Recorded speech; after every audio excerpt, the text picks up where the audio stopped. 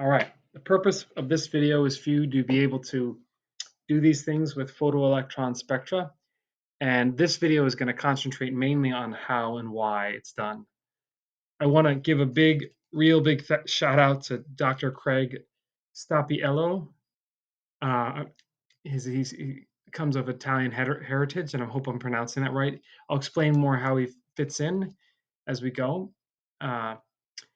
So let's say Dr. Square is looking at some chemicals that he is curious about, and he has some questions about these chemicals, and he wants to figure it out.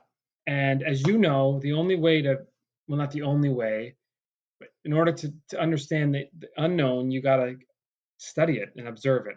So he's thinking he's going to study these elements electrons, or excuse me, these substances electrons. And what could he do that? Well, what could do that would be photoelectron spectroscopy, right?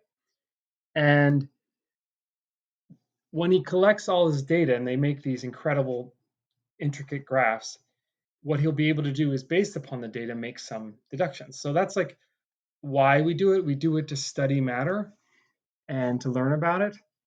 And the next thing we're going to do is we're going to get into how. Now, I want to explain something. When I was looking for this video, I looked for like an image, got on Google, and I typed in a search, and this is what I got. And on the website, there was an email, and I asked Dr. Stappiello about the machine. He's given me some really incredible answers, very clear and very good analogies that really helped me understand everything. And it was just fun. This person over in Nottingham, England. Nottingham is famous for Robin Hood, which Dr. Stappiello told me about or reminded me of. I should have been able to think of that on my own. This is the university. It's about 2 miles outside of downtown Nottingham, which is located about 125 miles north of London, which, according to our friend, is pretty large for the UK and is in the East Midlands region of England, or of United Kingdom. There you can see it on a map. All right. So here's the machine, and I wanted to break it down into the big parts that it has. There are like 3 main parts. You've got where your sample goes, all right? And as you can see, this big thing out here is how they load the sample. And this is where the sample eventually resides, in the center. And the whole thing is under vacuum because this machine wouldn't work if the machine weren't under vacuum. Excuse me. The whole machine is under vacuum, and they use solids, and they study solids and liquids. So that's why the sample arm needs to be so long. And they load the sample here. Dr. Stappiello said it's like a long, kind of like it's got this little hook that draws the sample in. I'm going to show you a sample in a second. And the next thing that happens is they'll bombard the sample with positively or negatively charged argon, or charged argon elements. It's probably positively charged. And they'll berate it and that kind of like knocks off any contaminants from the surface of the solid. Then what they'll do is they bombard the surface of the solids. This machine mainly, it's about 95% solids that they study. It's actually that they study on this machine, and they bombard it with X-rays. The X-rays get kind of focused, or not rather focused, but selected. Like Dr. Stappiello gave me the analogy of, you had like a rainbow of electrons, red to blue. The chromator will basically shoot a certain color at the sample, and then it'll shoot a different color, and then it'll shoot I shouldn't do that. Shoot a different color. I didn't mean to do that.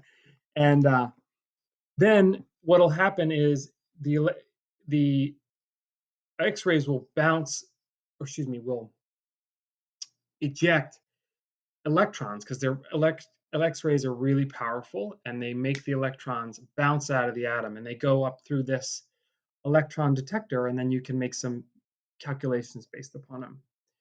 Now, this is a sample what it looks like. You can see this is the thing that goes down the arm, and here are Dr. Stapiello told me these are uh, 7 pieces of fibrous cloth, which is just so cool. And the whole scan of this stuff, if you're looking for like 4 elements, particular that you may in per sample, would probably take about 3 hours. And you do 3 random spots, and you focus in on about half of a millimeter in an area. So that's like a half of this by squared. So it's very, very small. And he said that they focus on 3 random areas per sample. Now, this is where it happens. This is at the center. And as you can see, this is looking right through there. This is on like we're on the other side of the machine from the first image, and this is a leaded plated glass, so they can look in. It's so cool, like that you can actually look in there. They're blasting the thing with X-rays. Then the machine shoots it with the X-rays, and then it bounces off the electrons. All right. So the basic setup on how this works is you load your sample, you blast it with X-rays, it knocks off electrons, and then you can make some observations of these X-rays. All right. And this is just like what I said just now. And here is a sample graph, and we'll get into that later. Okay, once again, thank you, Dr. Stapiello from University of Nottingham. I really appreciate it.